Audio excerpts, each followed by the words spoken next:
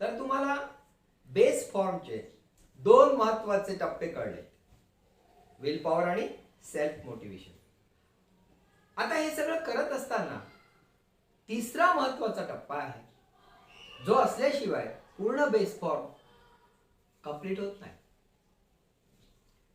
मग आता तो पूर्ण करण्यासाठी जो महत्वाचा तिसरा टप्पा आहे तो काय? आपल्यामध्ये विल आहे, आपण सेल्फ मोटिवेट स्थितीमध्ये आहोत. आपण ते सेल्फ मोटिवेशन अभ्यासाच्या माध्यमातून वाढवत वाढवत आपण त्याला पुढे जात आहोत.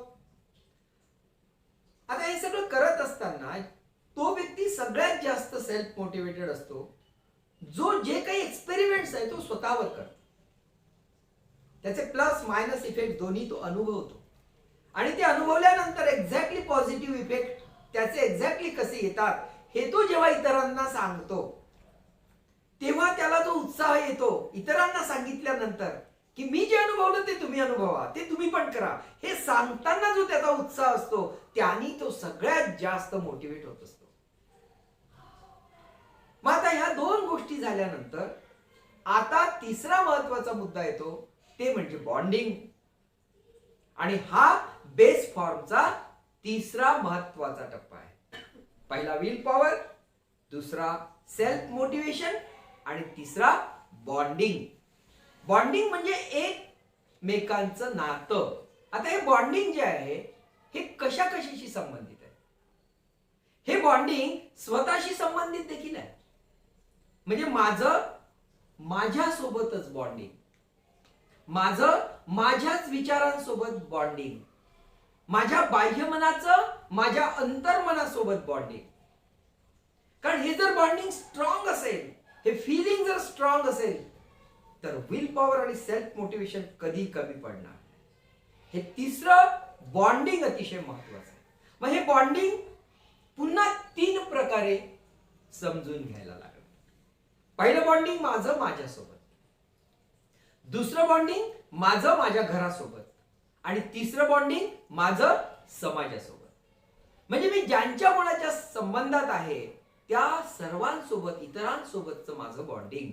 ह्या सगळ्या गोष्टी जेव्हा चांगल्या रीतीने मी पार पाडू शकतो तेव्हा एक उत्कृष्ट कार्य आपल्या हातून होतं, ते ध्येय आपलं गाठल्यावर.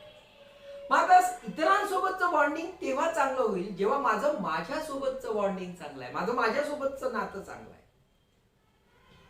नाही तर बरेचदा व्यक्ती कार्य करतो आणि स्वतःलाच कोसतो, यार माझ्यात तर असं आहे, मी तर काय करूच शकत नाही, माझी तर परिस्थिती अशी आहे, माझ्या नशिबात हे सगळं आलं. म्हणजे तो स्वतःला सारखा कोसणारा व्यक्ती, त्याचं बॉन्डिंग स्वतःसोबत नीट नाहीये. म्हणून सांगितलंय की अपग्रेडेशन करत असताना परिस्थितीतून मार्ग काढणं आणि ते परिस्थितीतून मार्ग काढताना त्याचं जे कौशल्य आहे ते कौशल्य विकसित करणं हे महत्वाचं असतं. आणि ज्यामुळे आपण स्वतःसोबतचं बॉन्डिंग हे व्यवस्थित ठेवू शकतो. आणि बॉन्डिंग अगदी थर्मामीटर सारखं असतं, आपल्याला क्षणाक्षणाला चेक करायचं असतं. सकाळी वेगळं, दुपारी वेगळं, संध्याकाळी वेगळं, रात्री वेगळं, सकाळी पुन्हा वेगळं, अशा रीतीने ते हालत असतं. त्यामुळे माझ्यासोबतचं बॉन्डिंग मला सातत्याने करेक्ट ठेवायचं आहे. ते बॉन्डिंग जितकं स्ट्रॉंग असेल तितकंच माझं इतरांसोबतचं बॉन्डिंग स्ट्रॉंग आहे. मुद्दा लक्षात घ्या, मुद्दा समजून घ्या. मग हे बॉन्डिंग जेव्हा स्ट्रॉंग होतं, माझ्यासोबतचं, माझं इतरांसोबतचं, त्यांनी माझं स्किल माझ्यातलं विकसित होतंय. कारण स्किल असल्याशिवाय हे बॉन्डिंग डेव्हलप होणार नाही. बरेचदा मला वाटतं की माझ्यासोबत छान बॉन्डिंग आहे, पण जेव्हा मी दुसऱ्यांसोबत चांगलं बॉन्डिंग करू शकत नाही याचा अर्थ माझ्यासोबतचं बॉन्डिंग पण बरोबर नसावं. आणि म्हणून हे जे बॉन्डिंग आहे हे बॉन्डिंग मला अनुभवण्यासाठी की खरंच हे बॉन्डिंग करेक्ट लेवलला आहे नाही आहे हे मला सातत्याने अनुभवायचं आहे माझ्या ध्येयाकडे जात असताना. मग आता हे बॉन्डिंग जेवढं प्रभावी तितकं तुम्हाला विल पॉवर आणि सेल्फ मोटिवेशन सपोर्ट करणार. आणि पूर्ण समाजाचं, घरच्या लोकांचं, स्वतःचं तुम्हाला सहकार्य मिळणार. स्वतःचं देखील सहकार्य मिळायला हवं, दुसऱ्यांचं नंतर मिळेल, माझं पहिले मला सहकार्य मिळायला हवं. हे माझं जेव्हा स्वतःचं नातं माझ्यासोबत जेव्हा घट्ट होईल हे घट्ट नातं मला माझ्या ध्येयाकडे घेऊन जायला मदत करतं. आणि हेच ध्येयाकडे घेऊन जात असतानाचे बेस फॉर्मचे 3 महत्वाचे घटक आहेत: will power, self motivation and bonding. आता हे सगळं बॉन्डिंग वगैरे सगळं क्रिएट झाल्यानंतर आता पुढे जेव्हा मी माझा प्रवास पुढे घेऊन जातो, आता तुम्ही विचार करा हा प्रवास कसा असेल. जेव्हा सुरुवातीला विल पॉवर नव्हती, सेल्फ मोटिवेशन नव्हतं, माझ्यासोबतचं बॉन्डिंग नव्हतं, तेव्हा माझा जो प्रवास होता त्या दिशेकडे जाणारा, तेव्हा तो कसा असेल. आणि जेव्हा ह्या 3 गोष्टी बेस फॉर्म म्हणून जेव्हा मी माझ्यात विकसित केल्या, मी स्वतःला अपग्रेड करण्याचा प्रयत्न केला, तेव्हा आता मात्र मी माझ्या ध्येयाकडे जात असताना मी कसा जाईल. या दोघांमध्ये किती मोठा फरक आहे. जसं मी समजून घेतलं की मी न्यूट्रिशियस आहार घेतला पाहिजे, चांगली एक्सरसाइज केली पाहिजे. आता या 2 गोष्टी जर मी सातत्याने करत गेलो तर बट नॅचरल सातत्याने मला एनर्जी मिळणार आहे, माझी एनर्जी टिकणार आहे. जे मला थकल्यासारखं होतं तर 8 तासानंतर ती मी 12 तास सहन करू शकणार आहे, ते मी 16 तास सहन करू शकणार आहे, ते मी 18 तास सहन करू शकणार आहे. कारण माझ्यातली एनर्जी या 3 गोष्टीमुळे वाढलेली.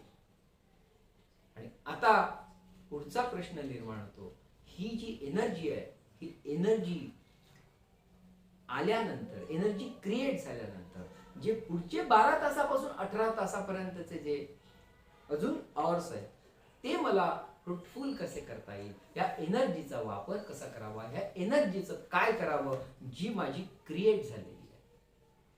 म्हणजे ती एनर्जी मला माझ्या ध्येयाकडे त्वरित घेऊन जायला मदत करणार आहे. असं नाही की ती मला उशिरा नेणार आहे, त्वरित मदत करणार आहे, माझ्या ध्येयाकडे लवकर मला घेऊन जाणार आहे, हे निश्चित आहे, यामध्ये काही शंका नाही. पण ती एनर्जी माझ्यामध्ये निर्माण झाल्यानंतर आता काय करायचं हा प्रश्न आपल्याला जेव्हा पडतो, तेव्हा त्याचं उत्तर आहे की नाव यू डू एक्स्ट्रा वर्क. आतापर्यंत तुझे स्वतःचे वर्क होत नव्हते, जे 8 तासामध्ये तुझे संपत नव्हते.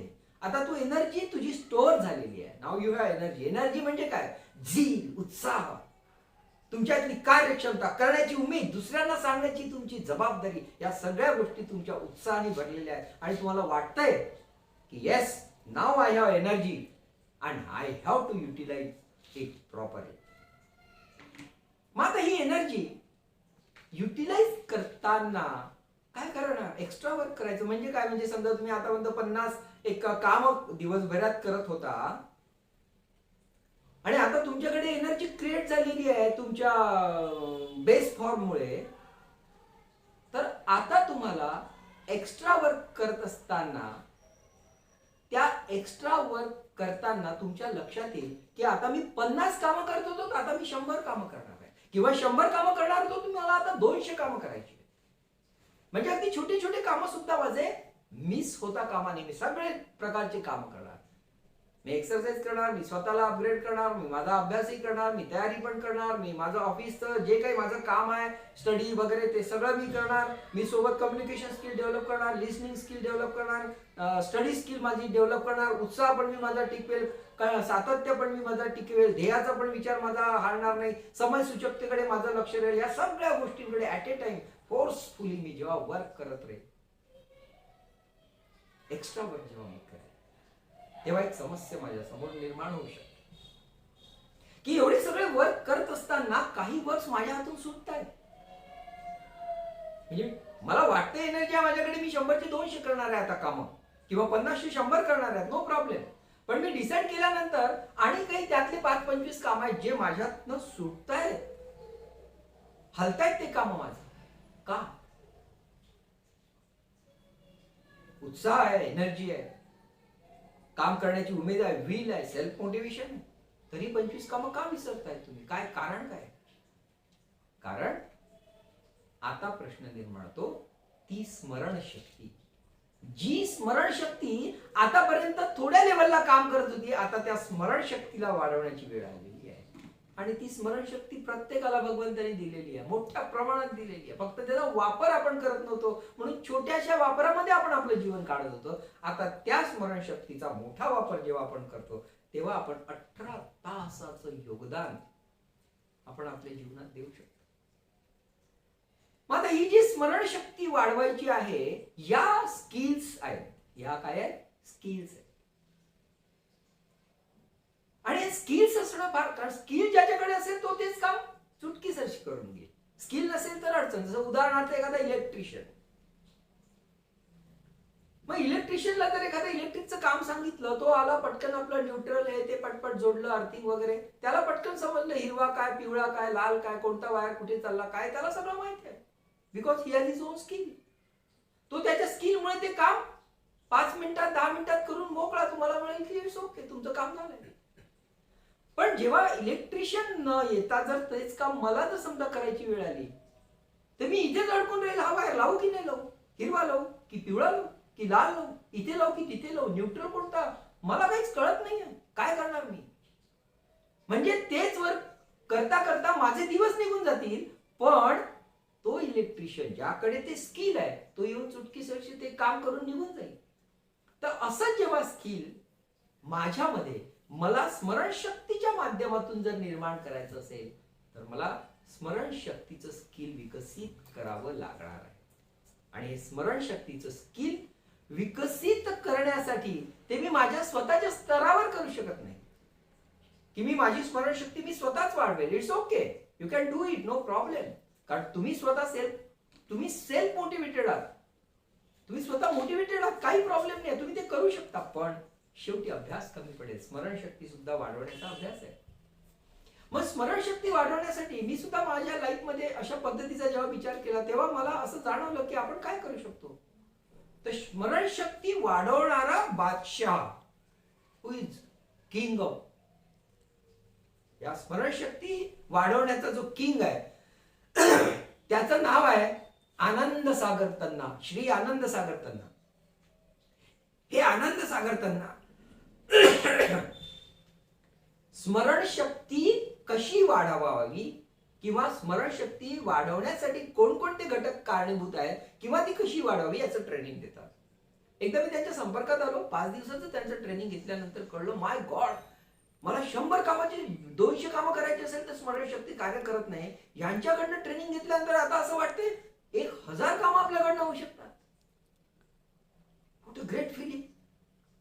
म्हणजे एखादी गोष्ट विकसित करायची असेल, कौशल्य म्हणून जर त्याच्याकडे बघायचं असेल, तर आपल्याला ट्रेनिंग घ्यायला लागतं, आपल्याला शिकावं लागतं. त्याचे जे तज्ज्ञ आहेत त्या तज्ज्ञांकडे जावं लागतं, त्यांचा आसरा घ्यावा लागतो. आणि त्यांचं ज्ञान घेतल्यानंतर जेव्हा आपण स्वतःला पुन्हा अपग्रेडेशन मध्ये आणतो, त्याही गोष्टीमध्ये पुन्हा अपग्रेडेशन येतं. आणि ते अपग्रेडेशन जेव्हा आपलं स्टार्ट होतं आणि ती स्मरणशक्ती आपली विकसित होते, अरे आश्चर्यकारक परिणाम होतात. अरे 200 कामं माझी चुटकीसरशी होत आहेत. सुरुवातीला मी कागदावर लिहून घ्यायचो असेल की तो कागद माझ्या खिशात असेल, कोणकोणते कामं करायचे. नंतर आता कागद पण बघण्याची गरज नाही. अगदी छोटं छोटं काम, अगदी येताना दूध जरी आणायचं असेल घरी, ते सुद्धा आपण विसरणार नाही. म्हणजे प्रत्येक काम ऑफिस मधलं, त्याच वेळेस तुम्हाला तुमचे स्वतःचे काही जे काही काम असतात ते, घरचे बाहेरचे, एका वेळी अनेक असे कामं आल्यानंतर माणसाचा जो गोंधळ उडतो तो या स्मरणशक्तीच्या गेममुळे एकदम जबरदस्त इफेक्ट देऊन जातो. आणि असं म्हणतात मनुष्य प्राणी हा अष्टावधानी आहे. म्हणजे तो एका वेळी 8 अवधानं पाळू शकतो, असा हा प्राणीच तसा आहे. पण आपण ते स्किल विकसित न केल्यामुळे एका वेळी 8 अवधानं आपल्याला पाळता येत नाही. आणि म्हणून ह्या स्किल्स, सगळ्या स्किल्स आपल्याला विकसित करता येतात एका ट्रेनिंग प्रोसेस मधून. आणि ती ट्रेनिंग प्रोसेस माइंडची ट्रेनिंग प्रोसेस आहे. माइंडला तुम्ही एखादी ट्रेनिंग प्रोसेस कंटिन्यू करा, महिना 2 महिने 4 महिने सारखं तुम्ही त्या माइंडला त्या दृष्टिकोनातून ट्रेनिंग द्या. तुमचं माइंड एकदम असं ड्रास्टिकली एकदम तुम्हाला इफेक्ट देईल आणि तुम्हाला वाटेल की वाव, व्हॉट इफेक्ट इज. मग ती स्मरणशक्ती जी आहे, आता ही स्मरणशक्ती तुमचं ते एनर्जी, जी एनर्जी तुम्ही तुमच्या बेस फॉर्म मधून क्रिएट केली आणि ज्यामधून तुम्ही 12 तासाचे 18 तास वर्क करू पाहत आहात, आता तुम्हाला हे स्मरणशक्तीचं स्किल तुम्हाला तिथे मदत करणार आहे.